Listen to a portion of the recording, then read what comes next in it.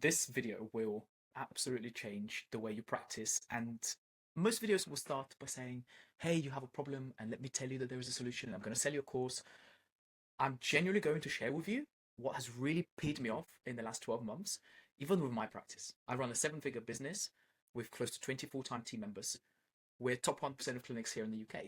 And yet we have something called clinic death by 1,000 cuts. And I don't want you guys to think I'm the guru who's going to change everything about your practice. But if I can help 1, 2, 5, 10 of you watching these videos of this concept that I want to share, that we identified is a huge problem in my practice, and it was hidden by this game of marketing, then give me 10, 15, 20 minutes and you'll probably never practice or never run your clinic the same way. And I hope it helps many of you, by the way. I truly hope that is the case. So without further ado, what is this clinic death by 1,000 cuts? Do you know the concept of a patient comes in and they say, oh, honestly, I wasn't doing anything. I just put my sock on and my back went. How many times have we heard that? And we know that by default, that's not true. It's this concept of capacity and tissue loading, and eventually something gave up. It's the same with your business. But I promise you, when many of you are watching this and you say, I just need more new patients, I need to spend more money on Google, I need to spend more money in marketing, I need to spend more money on Facebook, I need to do more screenings, fine. We're not saying marketing is not important. But when I show you some of the data that I have and some of the solutions that we have to fix that problem, your clinic will look completely different. You won't stress about new patients again, ever again. You're going to have something that we call MRR. So how do you have monthly recurring revenue whilst helping hundreds and hopefully thousands of patients, and creating an amazing team that has a meaningful change, makes a meaningful change to them, their career, and society as well. But that's the concept. It's the last straw that breaks the camel's back. It really isn't, oh, I have one bad month, or I have one bad system, or I have one bad team member. No, it's just the accumulation factors that affect your business massively. This is a conversation I shared with my private group, so I cannot share with you this. However, I can share with you the concepts. And these are my actual numbers from our chiropractic service for 2025. And this is specifically for our chiropractic service. Obviously, we have other things that we offer, such as massage and rehab and baby new patients and so on. But let's just assume this is specifically for chiropractic and chiropractic only. Okay. Now, in 2025, we conducted 1,807 new patient appointments specifically for chiropractic. We probably had about 1,300 in total. And let's assume this is 100% of those people that came in. Our ROFs were 1,555. So the concept of knowing what happens from day one, let's say this is day 0, and our typical course of treatment for a patient that has, I don't know, mechanical, chronic, ongoing low back pain might be about a 12-month cycle. So from day 0 to week 12, I'm going to run through the numbers and show you how much leakiness there is in and by the way, I'm a 7-figure practice with highly performing, experienced team. We have very good systems and we're good at marketing. So imagine what your clinic is suffering from if this is my clinic. And I'm not ashamed to share the numbers because I know this is an ongoing project that we're constantly trying to improve. Every single day, every single week, every single month, every single year, we have a different theme. So from the new patients, by the time people come to look at their, it's been a long day, their ROF, we are losing about 3% of those patients. And that's absolutely fine. I actually know that's acceptable and that's appropriate because some of those need to be referred out. Some of those need to be chiropractic wasn't the right thing for them. Sometimes we have to send people to A&E. However, for your practice, what will that number look like? Do you even know what that number looks like? So again, this is the first opportunity to say, is there a system? Is there something that I need to fix? Because we have something called the third visit special appointment. By that point, there's an influence that here, unless you fix it, things ain't going to change. But we conducted 787. In the same 12-month cycle, from 1,817 new patients, we conducted 787 third visit appointments. Our progress check is either visit number 12, visit number 9, depending on the kind of course of care we recommend. But it's typically halfway through a plan where we have to reassess to make sure we're on the right track. We conducted 608, which is 56%. So was that 44% of people that came with a specific problem, were looking for a solution from the chiropractor. By the time they got to their first progress check, we lost almost half of them. And by the way, I know that you might think you're doing better and your clinic is different. Go and check it. Like literally go and check it out. Come back to me. And of course, this will depend on the length of time. But if I'm looking at 4 to 6 weeks worth of care and I'm losing 44% of my clients, what is it that we're failing at? And by the way, if you come and work with us, you see how much we actually implement and how much mentorship and ongoing support we have for the team. So it's not like this number is good or bad. It is what you don't have any data for the baseline of how your business is doing. Oh my goodness, of course you're going to struggle with always wanting more new patients and not being able to pay the bills and not having any profit margins to reinvest in the business, to therefore better your business, to therefore produce better results for your patients. Because ultimately, for those of you who have problem with money and finance and talking about this kind of stuff in the healthcare space, then you guys have to ask yourself the question from first principles: why am I here? Well, I'm here to help patients. How can you help patients if after 3 or 4 visits they disappear and they never come back, or they go to someone else because the problem keeps recurring, or you've not really changed their behavior about how their health is and how they should look after themselves, and you've not really given them the full-time support, or your mind is somewhere else, like I need to pay the bills, so I'm worried about marketing. Is that patient really getting the best care possible? I'm not judging, I'm just asking the question. Why do I do that? Because I used to struggle. I used to find this challenging. I used to find it really difficult to understand the big vision of what chiropractic can do.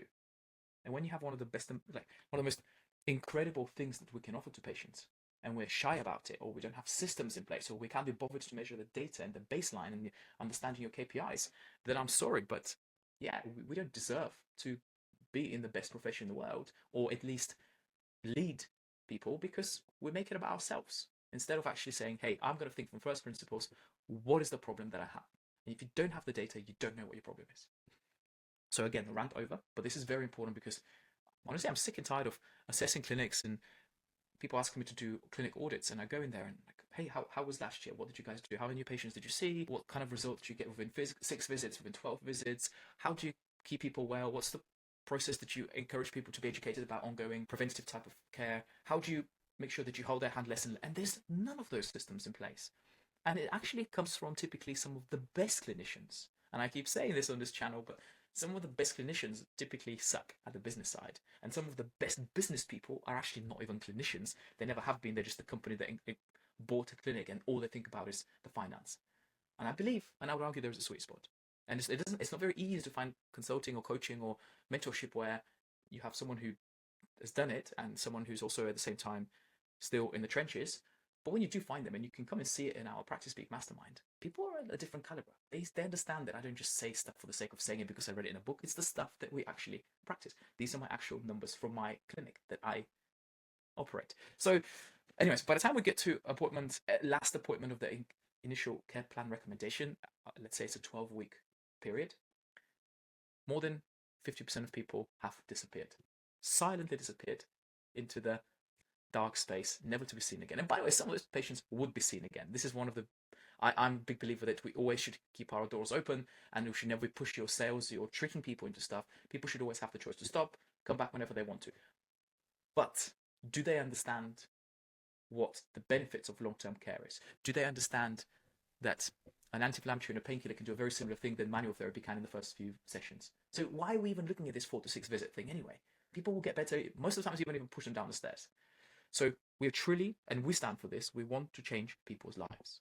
One vision, this is our motto, this is what we live, this is what we breathe, this is what we work together as a team.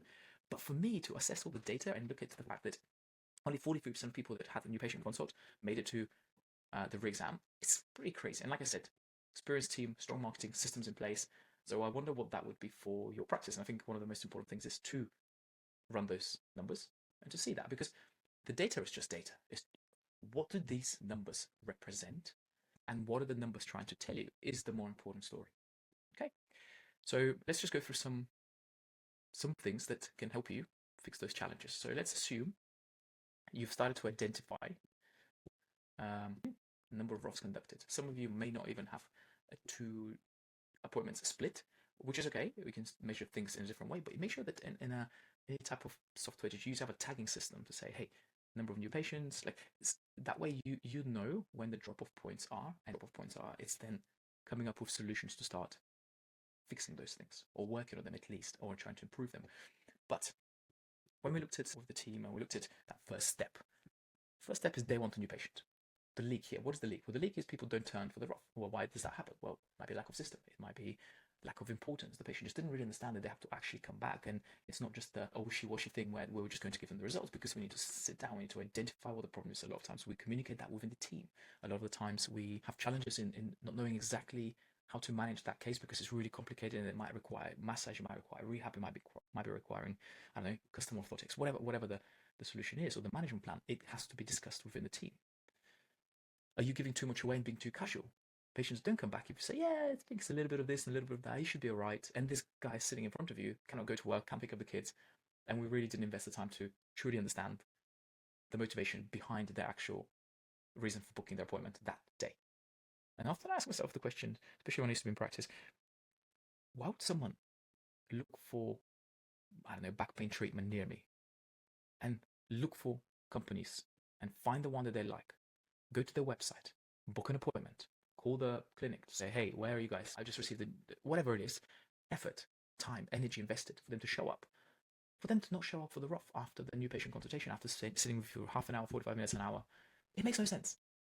So don't blame the patient. It's us not having the right ecosystem to look for what the problem is, how I can help you, and be confident in saying, I'm going to guide you through this process. But of course, yes, some of the reasons might be medically it's not appropriate, so you have to refer out. How do we fix this? Well, there's not one fix, just like anything in life, and especially in health, there is never going to be just one thing that solves it all. But do you have clear SOP for day one or day two, standard operating procedure? This is a huge topic that we discuss in my inner circle because it's very important for people to understand day one or day two is probably 80% of the impact that you can have on that patient's belief, understanding, and what they're going to do.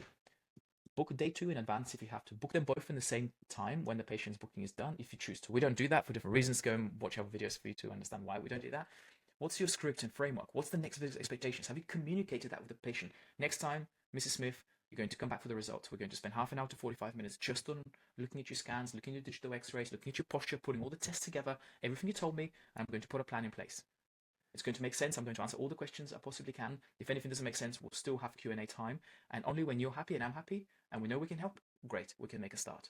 That is a clear way to explain to the patient exactly what's going to happen. And what's the cliffhanger?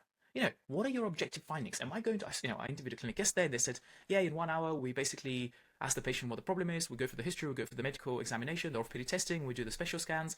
We tell them what we found. We explain the anatomy of the body. We do a little bit of treatment and we tell them what the plan of action is. And you're expecting that poor patient to remember what the problem is and how the body works and rewire their whole brain in one session? No way. No way. So one of the biggest things that I would ask you to do is divide the time between, how like any movie has a very clear like beginning and a middle part and an end, and you know exactly what happens, and but it's always like, oh, what's next? Well, that's what we need to do in order for the patient to understand this is serious. This is not to scare them. This is different. Is to have a system where they take their health seriously, and there's a big difference in that. Okay, so that's the first fix: is do we have these things in place? The second milestone is that third visit. So this is from the ROF. Let's say patients come back for the results. You've told them what the problem is, how we can help them, and so on. And then this is the belief phase. This is actually like, is Stefan full of bullshit, or can he help me? If he can, or if he can't, typically what I find the leaks here are that there is no initial commitment, and that's due to no structure of day one and day two. And we spend a lot of time with clinicians and associates just working on that every single week, and feel like I'm a broken record sometimes. But this is actually the difference that makes the difference. Why this happens? Why is there sometimes a discrepancy between people not showing up for the third visit or technically their second treatment if you have day one and day two split? Well, you just didn't get to the hot button on day one. If you don't know what the hot button is, definitely go back and some of the training videos we've done. This is one-on-one communication between the clinician and the patient, and them building rapport, and the patient they feel that like they're understood, and they feel like they're at the right place, and they feel like they trust you because you've gone through a systematic way of questioning, why are you here? What's the problem? What's the why behind the why behind the why? Is there too much fluff on day two? I used to struggle with that a lot as an associate. Is there too much education and not enough what called breaking the frame? Breaking the frame is where someone has actually explained something to you in a different way that finally makes sense. And your old belief was just shattered, and now you have a different belief which is closer to the truth. But you don't want to educate it, especially over-educate. You want to change their belief system. You want to like show them that whatever you've been doing for the last 3 years, it's clearly not working, which is why you're here. And have you handled patients' objections? Because very often when we don't, they have lots of questions, they leave question marks in their head, and then the decision is to not do anything as opposed to do something that they're scared of doing or not thinking is going to work. The fixes. You need to have an anchor for visit number 3. We have an app, we upload their x-rays, their exercises, so they have a reason to come back and for us to actually begin their health journey. We deal with the in-between visit logistics, such as planning ahead, booking appointments scheduled, taking prepayments for a certain number of visits so we can actually see some commitment with the patient. And it's not because of the money, it's because when people pay, they pay attention, they commit to their health, and that makes a massive difference, okay?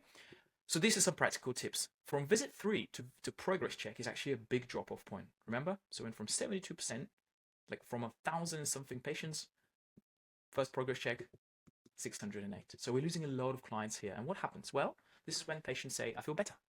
This is when patients say, I feel worse. This is when patients might say, I feel exactly the same. All these 3 reasons are valid, but it's lack of handling their objection by the clinician.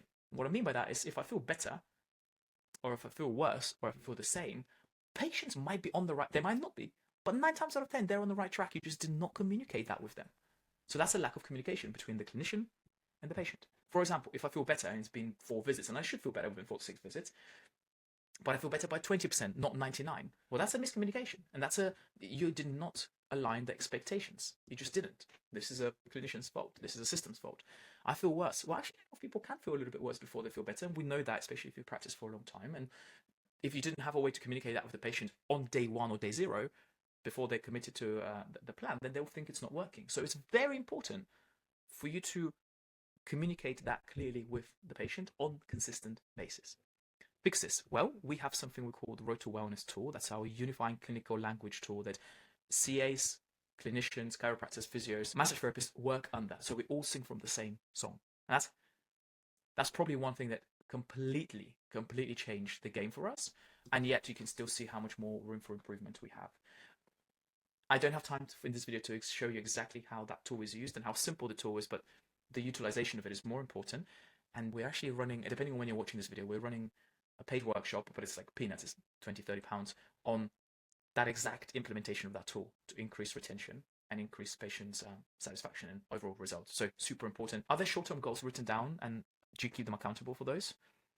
And I don't want you to say, let's just see how we get on. I want you to say, this is where we decide what happens next. So get from that point A, which is your new patient, and say, look, we need to, the very first baby step, but super critical, is to get you from this to this progress check as smooth as we possibly can, to get you better as quickly as we possibly can, because the idea then is to reduce the frequency of your visits, to be less passive and more proactive, so you taking control back of your health. Okay, super important. Is it easy? No, it's not easy.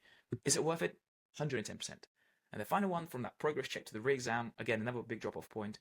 Why these things happen? Well, because at day 1, or should we say day 0, at week 12, we're remeasuring everything. If you don't say that, if you don't have that anchor, that stickiness, patients will drift away. Because they just forgot, like, what's the plan? What's the roadmap? Why do I keep coming if I feel pretty good? So you have to understand that from day 1, you're framing the course of care that day 1 is today. We're going to get you better, hopefully in a few weeks' time. You feel better, you go back to normal function, or you improve your function, you're sleeping better, and so on and so forth. Week 12, we have a re-examination, reassessment. Really important appointment, because that's where I have to remeasure everything objectively and subjectively, how you felt and how you function. And therefore, the clinic hasn't anchored, or the clinician hasn't anchored the before and after, and how relevant that is. And guys, every single week I jump on these YouTube videos and make you content, because we see the difference that makes to patients when they're looked after properly versus when you are wishy-washy with your explanation. And then clinicians got too casual. I think I teach this framework called BME framework, very, very simple, but very effective. And what we say is that every visit should have a clear, what does it look like at the beginning? So that's where you might want to ask what's changed, what's not changed, how is it all going? The middle, which is called the body like of a book, is the juicy bit. That's when you do the treatment, we have a little chit chat about their holiday. But at the end, you put your clinician's hat on and you say, hey, John, it's great to see you doing better. That T4 is still feeling restricted. We adjust to that. Between the shoulder blades, you feel much looser. For the headaches, please take your magnesium, like we discussed. Increase the amount of water. We've taken pressure of that nerve on the top right here. That should really help. But please, from now until next time, make sure you do these stretches 3 times a day, and I'll see you on Tuesday. That is a 30-second summary of what we did, what they should expect, what's changed, and what they need to do from now until next time. If you can train yourself, if you can habitualize that one thing, which is before, like beginning of the treatment, what happens before you start the treatment itself, the middle, which is like the juicy bit, and ending, and the ending is so important, then patients will love you for it. How do we fix that? Well, it's just being consistent, having your clinic philosophy and ongoing training tuned in. We have a huge library that I'm building of training vault. So we have a 2-hour session on Fridays where all the clinicians get together. We discuss cases. We have a certain framework. And when I work with private clinics on the mastermind, when people come in, and it starts off with, hey, Stefan, can you tell me how to get more new patients? But very quickly, within a month, 2 or 3, people start to realize you don't build business based on new patients. You build a business based on doing the foundations properly, building your massive house on a solid foundation, not building your house on sand. Because 1 month of bad marketing means the diary dips, everyone starts to complain. It's like ghost town in your clinic, and you're starting to stress out about the bills, let alone thinking about your patients. Which, if you think about it, it's so weird, right? So we think that, oh, these amazing clinics that are top 1% of clinics, like the ones we work with, they recommend big care. But no, they don't. If you actually come and observe some of these clinics, they work much closer compared to how you do than not. They're just systemized, they're streamlined, they invest in the team, they do constant training, and they focus on the right stuff. So yeah, there's very, very, very, very huge topics that we can discuss. Each one of these fixes can be another another training material on its own. But I hope you guys are finding this helpful so far, because for me, this is a massive game changer. And if I was to really think of the big picture, I would ask myself one question: that every milestone needs to, as a patient, they need to think that. Why should I come back next? And this goes back to your philosophy. If you truly don't believe that people need to be kept well, and you need to teach them stuff and you need to keep them accountable, then don't do that. Just literally treat their pain and say, see you when it's bad again. And that's fine.